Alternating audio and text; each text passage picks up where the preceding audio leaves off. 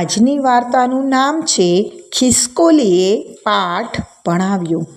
એક જંગલમાં ઘણા બધા પ્રાણીઓ, પક્ષીઓ અને જીવજંતુઓ રહેતા હતા।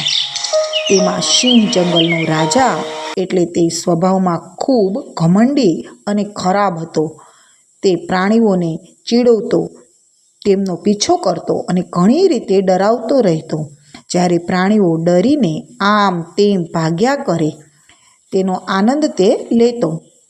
સિંહના ક્રોધવેશમાં જોઈને એક ખિસકોલીએ તેને પાઠ ભણાવવાનું નક્કી કર્યું।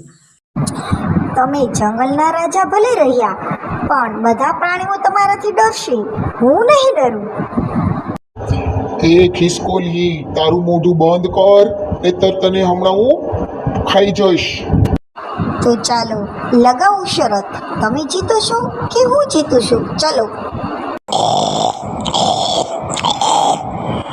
જમ્પ માર્યો। ખિસકોલી ઝાડીઓ, કાંટા અને વાડમાંથી દોડી ગઈ। સિંહ પણ તેની પાછળ દોડ્યો, પણ ખિસકોલી જેટલું ઝડપી દોડી શક્યો નહીં। જેમાં ખિસકોલી હતી તે ઝાડીઓ વગેરેમાંથી સિંહ પસાર થઈ શક્યો નહીં। આમ ખિસકોલીએ દોડતી રહી અને અચાનક તે એક ઝાડ પર ચડી ગઈ। તેને પકડવામાં રોકાયેલા સિંહનું માથું ઝાડના થડ સાથે અથડાયું અને બેભાન